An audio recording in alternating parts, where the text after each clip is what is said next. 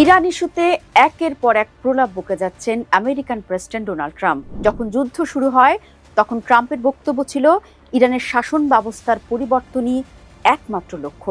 তবে যুদ্ধের প্রথম দিনেই আমেরিকা ও ইসরায়েলের যৌথ হামলায় শহীদ হন আয়াতুল্লাহ আলী খামেনি। তার মানে তো ট্রাম্পের লক্ষ্য পূরণ হয়েছে, কিন্তু বাস্তবতা হলো এবার অন্য প্রলাপ বকা শুরু করলেন ট্রাম্প। এরপরে নতুন আয়াতুল্লাহ হিসেবে খামেনির ছেলে মোস্তফা দায়িত্ব পান। এরপর কয়েকদিন ট্রাম্প ইরানের নতুন নেতা নিয়ে ব্যস্ত ছিলেন। তারপরও প্রতিদিনই নিত্য নতুন বার্তা দেওয়া শুরু করলেন সামাজিক যোগাযোগ মাধ্যম আর সাংবাদিকদের, যা নিয়ে বিভ্রান্তি তৈরি হয় খোদ ট্রাম্প প্রশাসনের মধ্যেই। যুদ্ধ যখন এক মাস শেষে দ্বিতীয় মাসে গড়িয়েছে, তখন দেখা গেল ট্রাম্পের নতুন চেহারা। দর্শক, আপনাদের জানিয়ে রাখি, তেহরানের বিরুদ্ধে আমেরিকা ইসরায়েলের যুদ্ধ যখন দ্বিতীয় মাসে গড়িয়েছে, সেই সময়ে ইরানের তেল দখল করতে চান বলে মন্তব্য করেছেন আমেরিকান প্রেসিডেন্ট ট্রাম্প। শুধু তেল দখলই নয়, ট্রাম্প হুমকি দিয়েছেন যে তেহরান যদি হরমুজ প্রণালী পুনরায় খুলে না দেয়, তাহলে তিনি ইরানের তেলকূপ সহ জ্বালানি অবকাঠামোতে হামলা চালাবেন।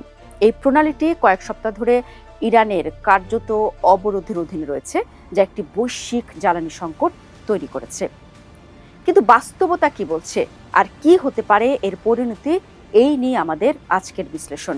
যুদ্ধের শুরু থেকে বিশ্বের অন্যতম বৃহৎ তেল উৎপাদক দেশ এবং বহু দশক ধরে মার্কিন নিষেধাজ্ঞার আওতায় থাকা ইরানের বিরুদ্ধে সামরিক অভিযানের স্পষ্ট কোনো লক্ষ্য এখন পর্যন্ত প্রকাশ করেনি ট্রাম্প প্রশাসন। এক এক সময় এক এক কথা বলা ট্রাম্প শেষ পর্যন্ত নজর দিয়েছেন দেশটির তেল সম্পদে। ট্রাম্প ফিনান্সিয়াল টাইমসকে বলেছেন, ইরানের তেল দখল করায় তার অগ্রাধিকার হবে এবং মার্কিন বাহিনী খার্ক দ্বীপে অবস্থিত ইরানের রফতানি কেন্দ্রটি দখল করতে পারে। খার্ক দ্বীপটি ইরানের বুশেহর প্রদেশে অবস্থিত 22 বর্গ কিলোমিটার আয়তনের একটি প্রবাল দ্বীপ। ইসলামী বিপ্লবী গার্ড বাহিনীর কঠোর নিরাপত্তার মধ্যে থাকা এই দ্বীপে প্রবেশ করতে সরকারি নিরাপত্তা অনুমতির প্রয়োজন হয়। ইরানের মোট তেল রফতানির প্রায় 90% এই দ্বীপের মাধ্যমে প্রক্রিয়াজাত হয়, যেখানে প্রতিদিন প্রায় 15 লাখ ব্যারেল তেল পরিচালনা করা হয়।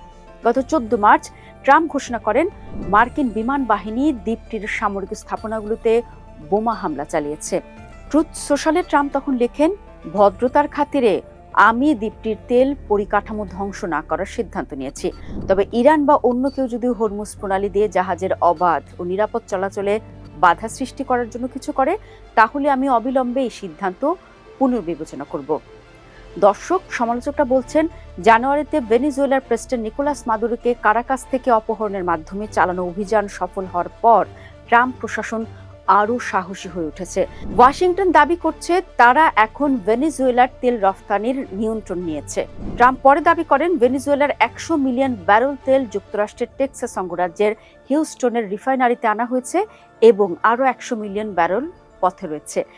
বিশ্বের বৃহত্তম অপরিশোধিত তেলের মজুদের অধিকারী ভেনেজুয়েলার সঙ্গে ওয়াশিংটনের সম্পর্ক সাবেক প্রেসিডেন্ট হুগো চ্যাভেজ তেল খাত জাতীয়করণের সিদ্ধান্ত নেওয়ার পর থেকে খারাপ হতে থাকে।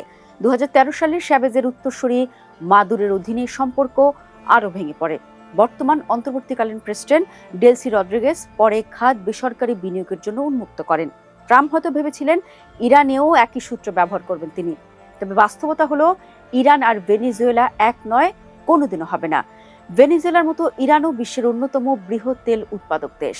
যুক্তরাষ্ট্রের এনার্জি ইনফরমেশন অ্যাডমিনিস্ট্রেশনের তথ্য অনুসারে দেশটির কাছে বিশ্বের দ্বিতীয় বৃহত্তম প্রাকৃতিক গ্যাস এবং তৃতীয় বৃহত্তম অপরিশোধিত তেলের মজুদ রয়েছে। মধ্যপ্রাচ্যের মোট তেল মজুদের প্রায় 24% এবং বিশ্বের প্রায় 12% তেল ইরানের দখলে, যার পরিমাণ প্রায় 157 বিলিয়ন ব্যারেল। বিশ্বে ইরান নবম বৃহত্তম তেল উৎপাদক এবং ওপেকভুক্ত দেশগুলোর মধ্যে চতুর্থ, যারা প্রতিদিন প্রায় 3.3 মিলিয়ন ব্যারেল তেল উৎপাদন করে। যুদ্ধের আগে ইরান প্রতিদিন প্রায় 20 লাখ ব্যারেল অপরিশোধিত এবং পরিশোধিত জ্বালানি রফতানি করত। তবে 2018 সালে ট্রাম্প প্রশাসন নিষেধাজ্ঞা আরোপ করার পর রফতানি উল্লেখযোগ্যভাবে কমে যায়। 2015 সালে তৎকালীন প্রেসিডেন্ট বারাক ওবামার সময় স্বাক্ষরিত জেসিপিওএ চুক্তির মাধ্যমে ইরানের পারমাণবিক কর্মসূচির উপর সীমাবদ্ধতা আরোপের বিনিময়ে নিষেধাজ্ঞা শিথিল করা হয়েছিল। কিন্তু আদৌ আমেরিকা কি ইরানের তেল দখল করতে পারবে? দর্শক, আপনাদের একটি তথ্য জানিয়ে রাখি।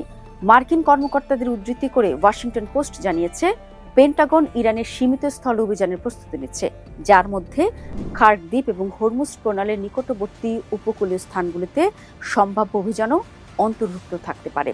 প্রতিবেদন অনুসারে পূর্ণমাত্রার আগ্রাসনের বদলে এসব পরিকল্পনায় বিশেষ বাহিনী ও সাধারণ পদাতিক বাহিনীর মাধ্যমে অভিযান চালানোর কথা বলা হয়েছে। তবে যুক্তরাষ্ট্র খার্ড দ্বীপ দখল করলেও তা ইরানের তেলের উপর নিয়ন্ত্রণ নিশ্চিত করবে না। কেন? কারণ ইরানের তেল পেতে হলে দেশটির মূল ভূখণ্ডের তেল ক্ষেত্র ও শোধনাগার দখল করতে হবে। অর্থাৎ বাস্তবে পুরো ইরান দখল করা ছাড়া তা সম্ভব নয়। তার মানে আমেরিকান প্রেসিডেন্ট ট্রাম্প মুখে যতই বলুক ইরানের তেল দখল নিতে চান, বাস্তবে তা দিবাস্বপ্ন ছাড়া কিছুই নয়। আর এ কারণে তেল দখলের ট্রাম্পের এসব পাগলের প্রলাপকে পাত্তা দিচ্ছে না ইরান।